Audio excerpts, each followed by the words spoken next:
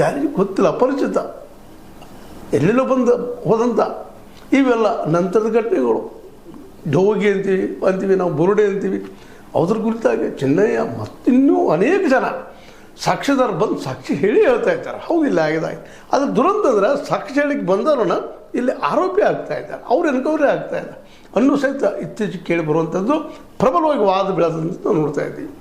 ಯಾವ ಒಂದು ನಮ್ಮ ಸೌಜನ್ಯಾಳ ಮಾವ ವಿಠ್ಠಲ್ ಗೌಡ ಅವ್ರೇನು ಆರೋಪ ಮಾಡಿದ್ರು, ಇದು ನಮ್ಮ ಸೊಸೆಯ ಮೇಲೆ ಅಂತ ಘಟನೆಗಳ ಬಗ್ಗೆ ಆರೋಪ ಮಾಡಿದರು, ಅವ್ರನ್ನ ಆ ಕೇಸಲ್ಲೇ ತಳಕ್ಕೆ ಹಾಕುವಂಥ ಕೆಲಸವನ್ನು ಸಹಿತ ಮಾಡಿದರು. ಅದಕ್ಕೆ ಒಳ್ಳೆಯ ವಾಗ್ಮಿ, ಒಳ್ಳೆಯ ಬುದ್ಧಿವಂತ ನಮ್ಮ ಕೃಷ್ಣ ಯಾರಪ್ಪ ನ್ಯಾಯಕ್ಕಾಗಿ ಹೊರಡುವಂಥ ವ್ಯಕ್ತಿ, ಅವ್ರು ಬಂದು ಆರೋಪ ಮಾಡಿದರು, ಇಲ್ಲ ವಿಠ್ಠಲ್ ಗೌಡ ಇದ್ದಾರೆ ಹತ್ರಲ್ಲ ಅಂತೇಳಿ. ಹೀಗೆ ದಿಶಾಭೂಲ ಮಾಡುವಂಥ ದಾರಿ ತಪ್ಪಿಸುವಂಥ ಕೆಲಸ ಸಾಕಷ್ಟು ನಡೆದ್ರಿಂದಾಗೆ ಎಲ್ಲ ಮಹಿಳೆಯರು ಕುಳ್ಕೊಂಡಿಲ್ಲ, ಈ ಹೆಣ್ಮಕ್ಳದಷ್ಟೇ ಅಲ್ಲ, ಇವೆಲ್ಲ ಕೇಸುಗಳ ತನಿಖೆ ಸರಿಯಾಗಿ ಆಗಲಿ SIT ಇಂದ ಅನ್ನುವಂಥ ಸಂದರ್ಭದಲ್ಲೇ ಈಗ ಏನಪ್ಪ ಅಂತಂದ್ರೆ ಒಂದು ಹೊಸದು ಎದ್ಬಿಟ್ಟಿದೆ. ಏನಪ್ಪ ಅಂದ್ರೆ ಅವ್ರಿಗೂ ವಯಸ್ಸಾಯಿತು.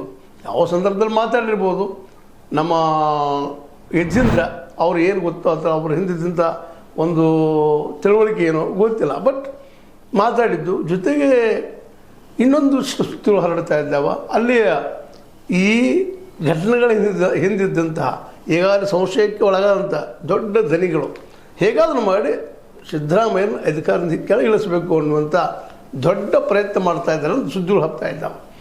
ನಿಜವಾಗಿ ಇದಾಗಿದ್ದರೆ ಇದು ನಾವೆಲ್ಲರೂ ಎಚ್ಚರಿಕೆಯಿಂದ ಈ ವಿಷಯದ ಬಗ್ಗೆ ಮಾತಾಡಬೇಕಾದ್ರೆ, ಜೊತೆಗೆ ಸಿದ್ದರಾಮಯ್ಯರನ್ನು ಉಳಿಸ್ಕೋಬೇಕಾಗಿದೆ. ಯಾಕಂದ್ರೆ ಸತ್ಯ ಹೊರಬರಬೇಕಾಗಿದೆ ಧರ್ಮಸ್ಥಳದಲ್ಲಿ ಏನು ನಡೆದು ಅಂತೇಳಿ.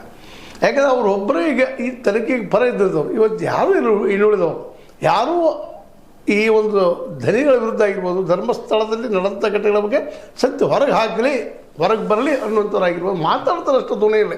ಆದರೆ ವಾಸ್ತವದಲ್ಲಿ ಕೆಲಸವನ್ನು ಮಾಡಲಾರಂಥ ಜನ ಹೆಚ್ಚು ಇದ್ದಿದ್ದರಿಂದಾಗೆ ಇವ್ರ ಮೇಲೆ ಒಂದು ಭರವಸೆ ಎಲ್ಲರದ್ದು, ಇವ್ರು ಮಾಡ್ತಾರಪ್ಪ ಕೆಲಸ ಅನ್ನುವಂಥ ಕಾರಣಕ್ಕಾಗಿ ಅವರನ್ನು ಇವತ್ತು ಚೇಂಜ್ ಮಾಡುವಂಥ ಕೆಲಸ ನಡೀತಾ ಇದ್ದಾವ ಅನ್ನುವಂಥದ್ದು.